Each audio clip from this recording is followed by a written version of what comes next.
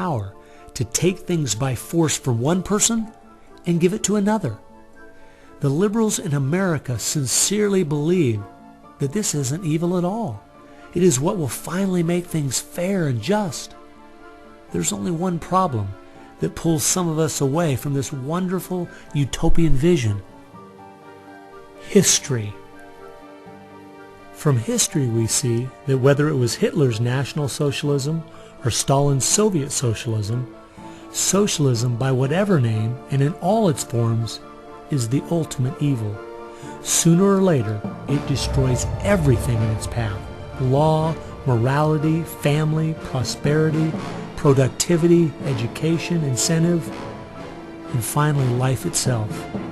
The problem with socialism is that it creates the conditions for a Stalin or a Hitler to come to power.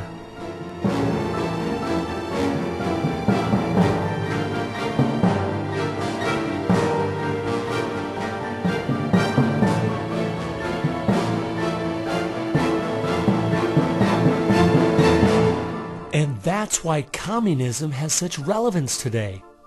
It's the final destination on the road we're traveling.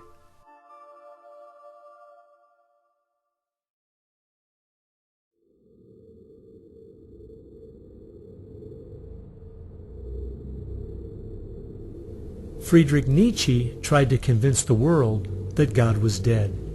Charles Darwin tried to prove that humans are simply part of the animal kingdom.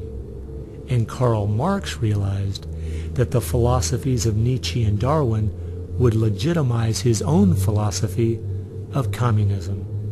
He knew their ideas would justify the brutality and slaughter that would be necessary to implement communism worldwide.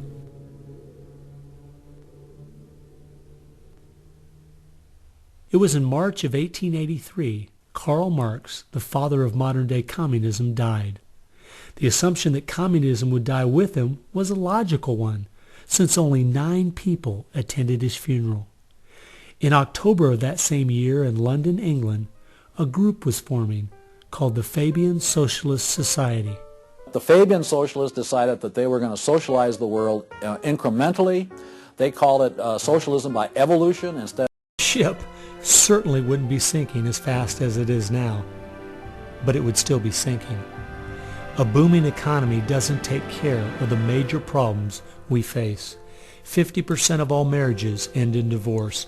40% of all children born out of wedlock. Over 3,000 women a day aborting their babies. 19 million new cases each year of sexually transmitted diseases. Schools that teach the children everything is relative. There is no right or wrong. And the list goes on and on. I recently read in our local paper that over the last 12 months, almost 7% of all high school students in my state tried to commit suicide. Our society is falling apart, whether we want to admit it or not.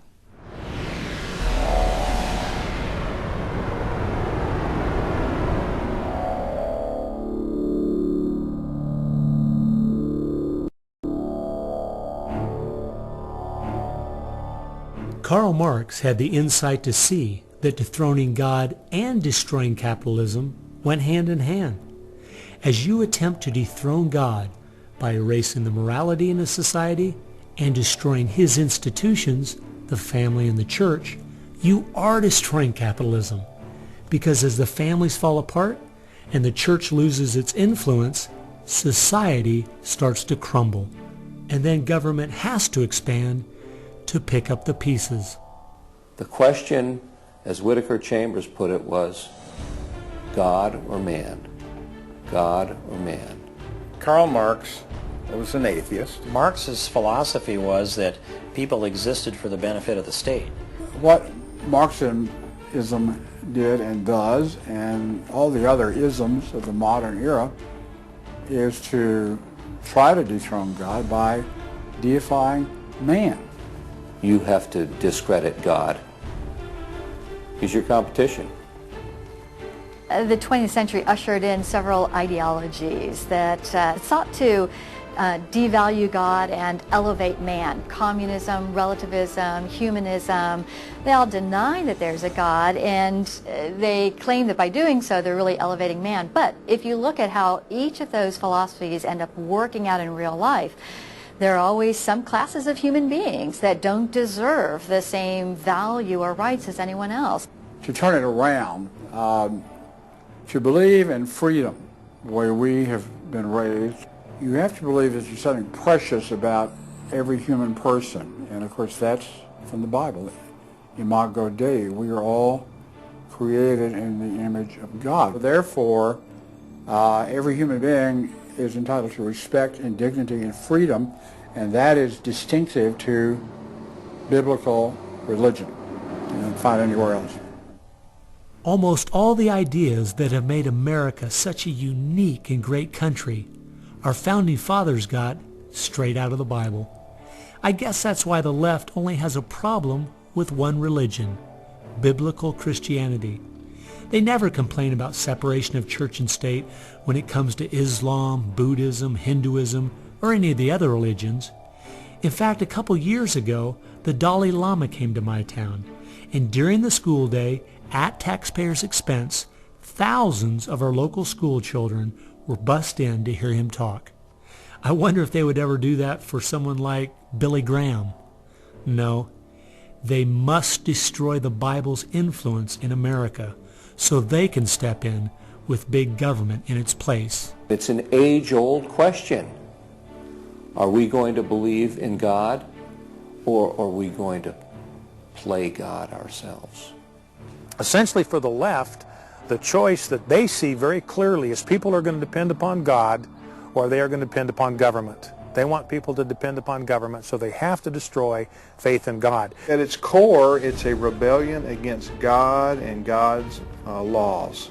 And that's what the battle is about. That's what the assault is on. That's why Christianity is a target. And that's why we saw the gulags in the Soviet Union. We saw the concentration camps in Nazi Germany. And all the ideologies that elevate man end up devaluing certain human beings.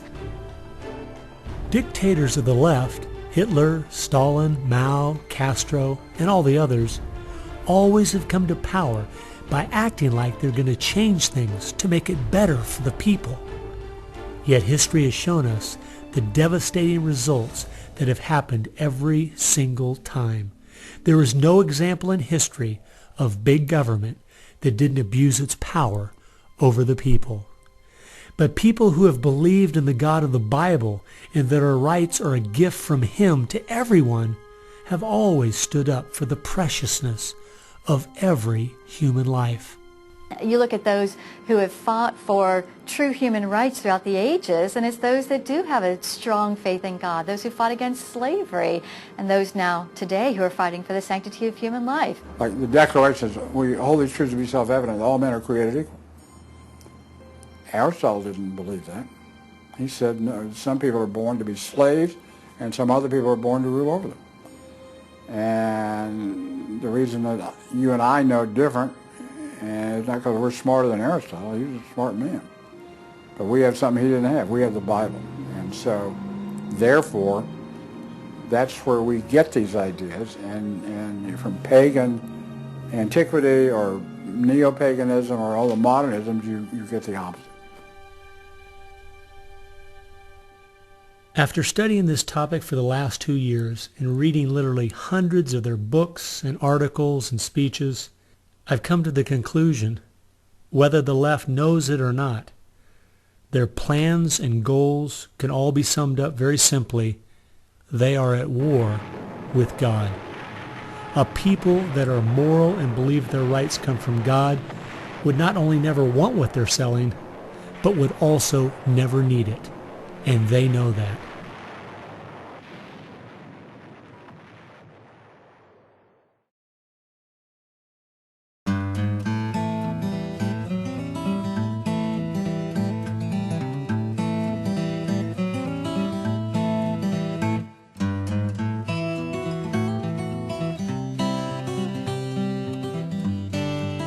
It's obvious if you're trying to subvert a country, You want to control the news. You want to control public opinion.